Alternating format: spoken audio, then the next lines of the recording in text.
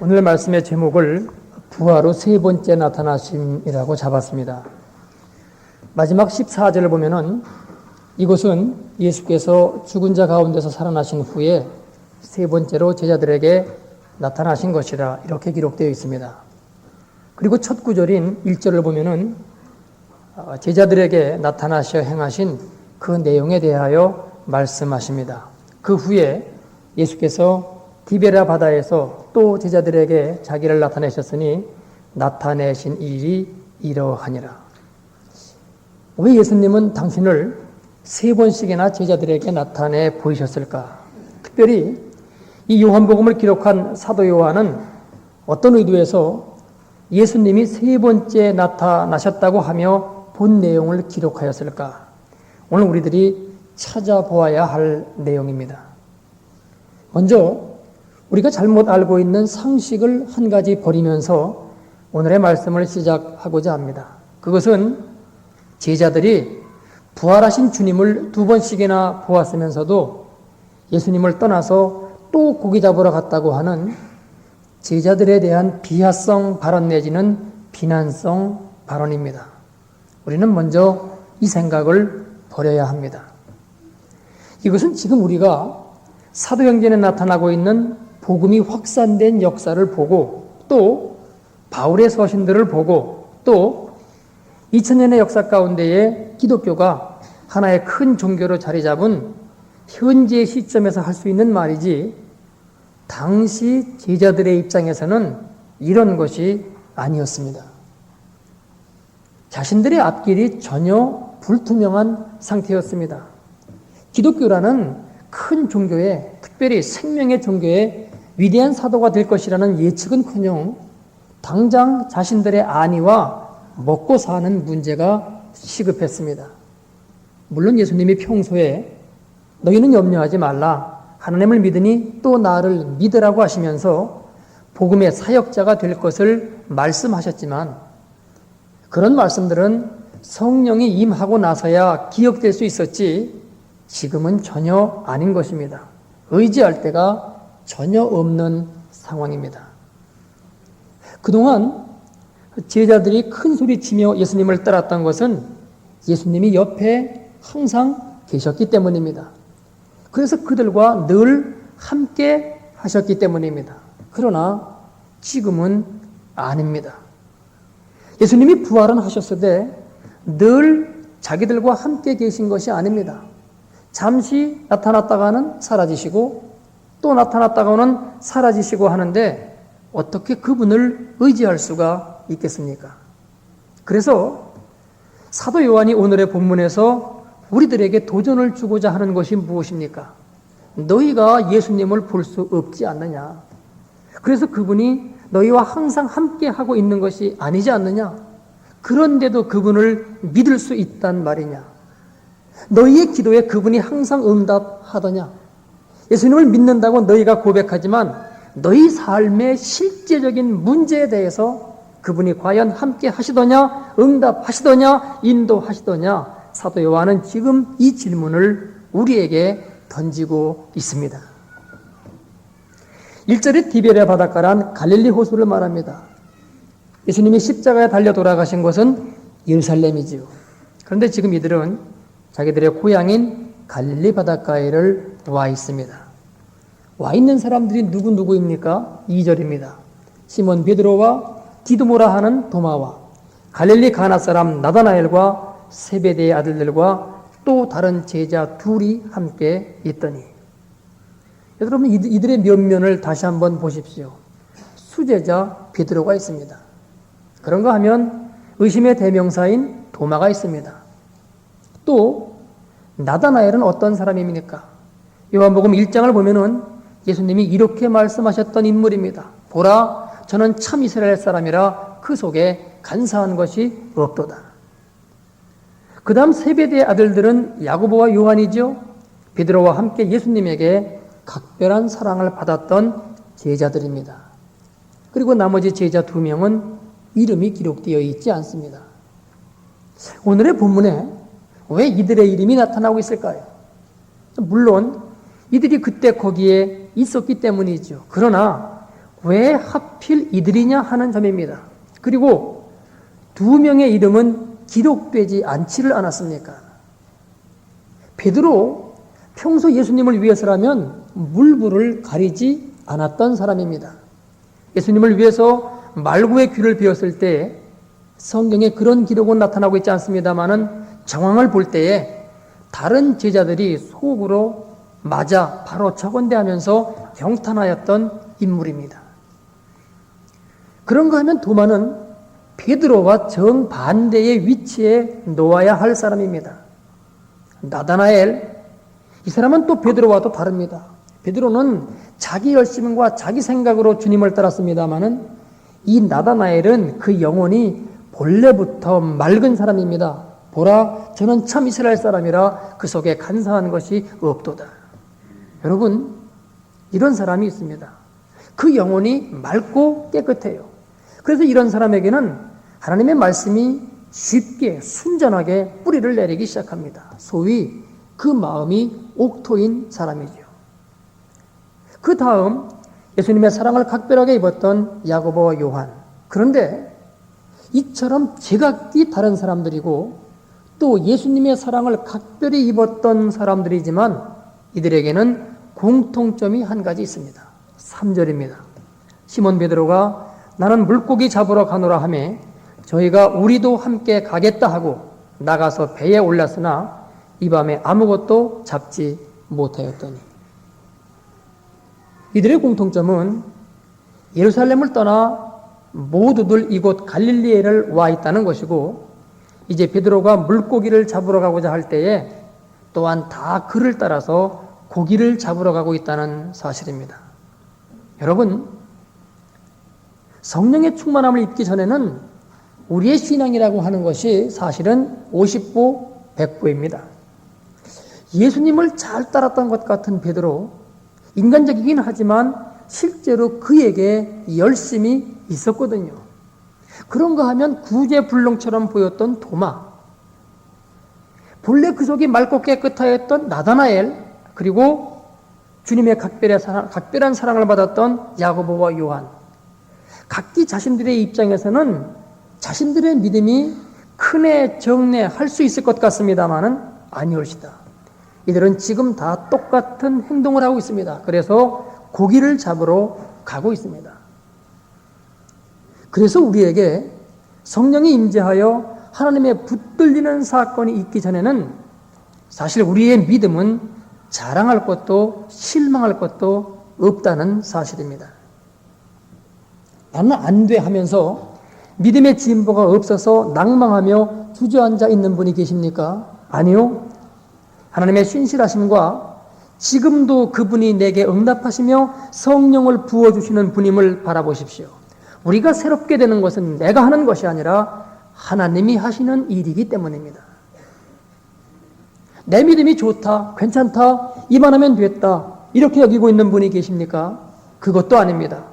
성령의 충만함을 입기 전까지는 우리는 아직도 변화되기 전에 베드로요, 야고보요, 요한이요, 또 나다나엘입니다. 물론 이들의 외형적인 모습은 참 괜찮아 보입니다. 믿음이 있어 보입니다. 그리고 나다나엘 같은 경우는 본성이 착하기 때문에 정말 괜찮은 사람으로 보입니다. 그러나 아닙니다. 지금 이들은 도마와 같은 행동을 하고 있습니다. 그래서 베드로를 따라서 다들 고기를 잡으러 나가고 있습니다. 우리가 겉으로 보기에 괜찮은 것처럼 보입니다만은 속 사람이 성령으로 변화되기 전까지는 그 사람입니다. 바로 이것이 지금 사도 요한이 제자들의 이름을 밝혀놓은 이유입니다. 지금 베드로가 고기를 잡으러 나간 가장 큰 이유가 무엇일까요? 많은 분들이 여러 가지로 추측을 합니다. 특별히 부활하신 주님을 비웃으면서도 또 고기를 잡으러 가다니 이거는 베드로가 타락한 증거다 이렇게 말씀하시는 분들이 있습니다. 아닙니다. 지금 이 상황은 타락 운운할 때가 못 됩니다. 아직은 제자들이 믿음 가운데 서 있는 상황이 아니기 때문입니다. 여러분, 부활하신 주님을 만났다고 해서 믿음이 생겨나지 않습니다. 지난 주일에 말씀드린 대로 믿음은 말씀이 믿어질 때에 생겨나는 것입니다. 그리고 이것은 성령의 역사하심으로서만 가능합니다. 그래서 지금의 이 본문을 믿음의 견지에서 말한다고 하면은 그 자체가 이미 크게 잘못된 것입니다. 아직 이 본문은 인간적인 견지에서 살펴보아야 됩니다. 여러분, 믿음이 없는 사람이 염려하는 가장 큰 문제가 무엇입니까? 그것은 먹고 사는 것의 문제입니다. 왜냐하면 이것은 당장의 현실적인 문제이기 때문입니다. 먹지 않으면 바로 죽습니다. 지금 베드로가 왜 고기를 잡으러 나아갑니까? 간단합니다. 당장 먹고 살아야 하기 때문입니다. 예수님과 함께 있을 때에는 예수님이 먹여주고 입혀주고 재워주고 하셨습니다. 그리고 또 그때는 예수님을 따라다니면 보다 큰 자리가 보였습니다. 소망이 있었단 말입니다. 물론 그것은 착각이었지만 좌정승, 우정승의 자리가 보였습니다. 그런데 예수님이 돌아가셨을 때 그 모든 것이 끝났습니다. 그런데 다시 사셨습니다. 그러나 이제는 전처럼 자기들과 함께 계시지를 않습니다. 먹고 사는 문제를 해결해 주시지도 않습니다. 그러면서 나타났다가는 사라지시고 나타났다가는 사라지시고 하십니다. 그러니 아무리 봐도 좌정승, 우정승의 자리는 더 멀어졌습니다. 물론 제자들은 이런 예수님의 모습 속에서 일면 고민했을 것입니다. 도대체 부활하신 예수님이 이제는 뭘 어쩌자시는 걸까? 그러나 감이 잡히지를 않습니다. 이런 상황 속에서 그들에게 당장 닥치고 있는 문제는 생존의 문제였습니다. 그래서 지금 베드로는 생존을 위하여 고기를 잡으러 바닷가로 가고 있는 것이고, 겉모습은 제각기 다르더라도 속마음에 믿음이 없기는 다 마찬가지이니까 다른 제자들도 모두 베드로를 따라서 나서고 있는 것입니다. 그런데 고기가 잡히지를 않습니다. 나가서 배에 올랐으나 아무것도 잡지 못하였더니 그 다음 4절에 의하면 날이 새어 갈 때에 예수께서 바다에 서셨으나 한 것으로 보아 밤새껏 고기를 잡았지만 고기가 전혀 잡히지를 않았습니다. 여러분, 베드로가 어떤 사람입니까? 갈릴바다에서 잔뼈가 굵은 베테랑 어부입니다. 물론 예수님을 따라다니느라고 3년간 임시 휴업하기는 했습니다마는, 그러나 그 실력이 무뎌져서 지금 고기를 한 마리도 잡지 못하고 있는 것일까요? 아닐 것입니다. 하나님이 고기가 한 마리도 걸리지 않도록 하고 계신 것입니다. 왜 그렇습니까? 주님이 그를 부르셨을 때 뭐라고 말씀하셨던가요? 내가 너로 하여금 사람을 낚는 어부가 되게 하리라고 하셨습니다. 그리고 지금 그 일을 이루어 가시는 과정 가운데 있습니다. 그런데 베드로는 자신도 모르게 생존의 문제 때문에 지금 주님의 부르심과 반대의 길을 가고 있습니다. 그러니 고기가 한 마리도 안 잡힐 수밖에요. 우리의 삶 가운데 뻔히 되어야 할 일인데 안 되고 있는 일이 있습니까? 그래서 속담의 말 그대로 왜 이렇게 난 뒤로 자빠져도 코가 깨지는 걸까 하는 분이 계십니까? 예수님이 당신의 구주되심이 맞습니까? 그래서 그분을 주로 섬기며 그분의 뜻대로 살기로 하셨습니까? 그리고 지금 과연 그 길을 가고 있습니까? 여러분, 세상 일이 잘 풀려가지만 그러나 종국에 가서 하나님이 날 모른다고 하시는 그 길을 택하시겠습니까? 세상 일이 안 풀리지만 그러나 먼 훗날 하나님이 나를 안다고 하시는 그 길을 가시겠습니까? 하나님의 뜻 가운데 있지 않는데 그 일이 잘 풀리고 있다면 그것은 하나님의 저주입니다. 내 마음대로 하거라 난 내게 간섭하지 않겠다고 하는 하나님의 뜻이 거기 있기 때문입니다. 그러나 하나님이 우리에게 관심을 갖고 계시면, 아직 우리를 버리지 아니하셨으면, 우리에게 대해서 아직 소망을 갖고 계시면 우리가 다른 길을 갈 때에 하나님은 그 일을 형통케 하지 않으십니다. 그 길이 아니다. 이 길이다. 그러니 돌아오거라. 이런 사인을 보내고 계신 거죠. 여러분, 일이 잘 형통되지 않습니까? 다른 데서 그 이유를 찾으려고 하지 마세요. 하나님과의 관계에서 내게 무엇이 잘못되었나 하는 그 원인을 찾아내요. 그것만 제거하면 됩니다. 이것이 성경이 말씀하고 있는 믿음의 길입니다. 성경의 모든 내용이 다 이것 아니던가요? 믿음의 조상 아브라함, 하나님의 명을 따라 가나안에 갔더니만 기근이 있었습니다. 굶어 죽을 상황이에요. 여러분, 지금의 상황과 똑같습니다. 사람의 최대의 문제는 먹고 사는 것의 문제입니다. 그래서는 하나님의 말씀을 따라서 거기 있어야 되는데 거기에 있지 않고 자기의 뜻대로 애굽으로 내려갑니다. 그때 그에게 아내를 빼앗기는 수치가 다가옵니다. 하나님이 이스라엘의 생존을 위해서 그들에게 하고 계신 말씀이 무엇입니까? 전쟁 준비를 잘하라고 합니까? 외교관계를 잘 맺으라고 합니까? 성경은 아니랍니다. 오히려 이 모든 것들을 버리라고 말합니다. 전쟁을 위해서 애굽에 내려가 말을 갖고 오지 말라고 하십니다. 또 이 나라 저 나라를 의지하지 말라고 하십니다. 너희가 우상을 버리고 나를 청종하면, 그래서 내 뜻대로 행하면 너희의 나라는 내가 지키겠다고 하십니다. 그래서 여호수아가 요단강을 건너 가나안 땅을 들어갈 때나 또한 매 전쟁 때마다 하나님이 하시는 말씀은 군비를 확장하고 훈련을 잘 시키라는 말씀은 이런 반구도 없이 너희가 거룩하라, 너희가 성결하라, 너희가 내 말에 순종하라, 전쟁은 여호와께 속한 것이니 두려워하지 말고 나만 믿으라고 말씀하시는 겁니다.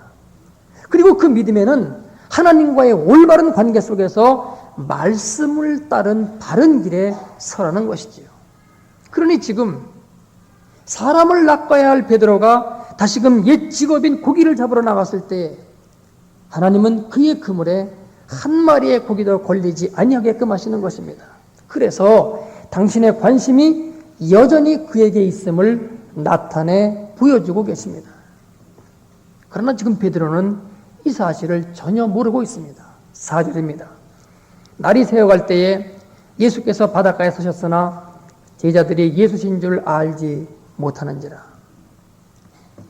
새벽녘에 예수님이 그들의 뜻대로 갔더니만 도저히 아무것도 이루지 못한 상황 속에서 나타나십니다. 그런데 제자들이 예수님을 알아보지 못합니다. 예수님의 부활하신 얼굴이 평소 예수님의 얼굴과 달랐을까요? 그렇지 않았을 것입니다. 만일에 그렇다면 부활하신 예수님을 뵙지 못한 예수님의 그 수많은 제자들은 나중에 천국에서 어떻게 예수님을 알아볼 수가 있겠습니까? 그렇더라도 거기서는 영적인 눈이 떠져서 알아볼 수 있을 것입니다. 예, 그럴 수 있습니다. 우리도 마찬가지겠죠? 예수님을 보지 못했지만 천국에서 우리는 그분을 알아볼 수 있을 것입니다. 왜요? 우리의 영적인 눈이 떠졌기 때문입니다. 그렇다면 이 말은 지금 여기에도 적용됩니다. 제자들이 예수님을 알아보지 못한 것은 예수님을 알아볼 수 있는 영적인 눈이 떠지지 못했기 때문입니다. 어째서 그들의 영의 눈이 감겨져 있을까요? 사람이 아니라 고기를 낚는, 그래서 하나님의 뜻과 반대되는 방향으로 나아가고 있었기 때문입니다. 그래서 그들의 눈이 감겨진 것이고, 그래서 예수님을 알아보지 못하고 있는 것입니다. 막달라 마리아가 예수님의 부활하신 사실을 믿지 않았을 때에 그녀는 예수님을 알아볼 수가 없었습니다. 엠마오로 가는 두 제자 역시도 마찬가지였습니다. 그러나 지금의 본문은 이 제자들이 일찍이 부활하신 예수님을 배웠음에도 불구하고 주님의 그 뜻과 반대의 방향으로 가고 있으니까 그분을 알아보지 못하고 있습니다. 우리가 하나님이 원하시는 길에 있지 않고 그 반대의 길로 갈 때에 우리는 하나님의 뜻을 분별할 수가 없습니다. 그래서 여러분, 한 번 예수님을 만나는 것으로 다 끝나는 것이 아닙니다. 매일매일 매번 주님을 만나야 됩니다. 그런데 그것은 말씀에 순종할 때에 바로 거기 그 시점에서 주님을 만나게 되는 것입니다. 이제 한 가지 사항을 더 살펴봅니다. 예수님이 왜 이제서야 나타나셨느냐고 묻고 싶은 분이 계십니까? 좀 일찍 나타나셨으면 제자들이 덜 기운을 뺏겼을 게 아니냐고 말입니다. 그러나 그렇지 않습니다. 자신의 기운이 완전히 빠져서 내 힘으로 이제는 도저히 안 되라고 하기 전까지는 주님은 그들의 눈에 보이지를 않습니다. 왜냐하면 바로 그곳이 믿음이 시작될 수 있는 자리이기 때문입니다. 그래서 이제 기운이 다 빠져서 왜 전혀 고기가 잡히지 않는지 그들의 상식으로는 도무지 이해가 되지 않는 상황 속에서 이제 예수님이 나타나고 계십니다. 5절로 6절입니다. 예수께서 이르시되 얘들아 너에게 고기가 있느냐? 대답하되 없나이다. 가라사대 그물을 배 오른편에 던지라. 그리하면 얻으리라 하신대 이에 던졌더니 고기가 많아 그물을 들 수 없더라. 고기가 그물을 들 수 없을 정도로 많이 잡혔습니다. 그렇다면 하나님은 지금 여기에서 무엇을 말씀하고 계신 겁니까? 말씀에 순종해야 할 것을 말씀하고 계십니다. 부활하신 주님이 늘 하고 계신 일이 이 한 가지입니다. 내 육신이 아니라 이제는 말씀이다. 그것이 진짜 나이다. 그러니 말씀에 순종하거라 하는 이 메시지입니다. 여러분, 말씀이 육신이 되어 이 땅에 오셨습니다. 그러나 그 육신이 하나님 나라에 돌아가고 나면 남는 것은 무엇입니까? 말씀인 것입니다. 그러나 저희들은 그동안 예수님의 육신에 익숙해 있었습니다. 그것을 지금 자꾸 지우시는 겁니다. 그러면서 이제는 육신이 아니라 말씀이다. 이렇게 말씀하고 있는 것입니다. 그러면서 내가 너를 붙들었는데 내가 너를 하나님의 자녀로 삼았는데 그렇다면 이제는 하나님의 말씀을 따라가야지 내 뜻대로 가면 안 된다 하는 것을 지금 예수님은 제자들에게 실물 교육을 시키고 계시는 것입니다. 그래서 예수님의 말씀에 순종하고 갔더니만 어떤 일이 생깁니까? 7절입니다. 예수의 사랑하시는 그 제자가 베드로에게 이르되 주시라 하니 시몬 베드로가 벗고 있다가 주라 하는 말을 듣고 겉옷을 두른 후에 바다로 뛰어내리더라. 말씀에 순종하였더니만 그때 비로소 예수님이 보이기를 시작합니다. 그렇습니다. 우리가 하나님의 말씀에 순종하면 그분이 보입니다. 그것은 허연 수염을 날리고 계시는 하나님 또는 구렛나루에 눈이 혁혁한 그러한 예수님의 모습으로 보이는 것이 아니고 믿고 순종한 말씀대로 이루어지는 그 속에서 그분의 모습을 보게 되는 것입니다. 얼굴이 아닌 진짜 그분인 그분의 속성을 본단 말입니다.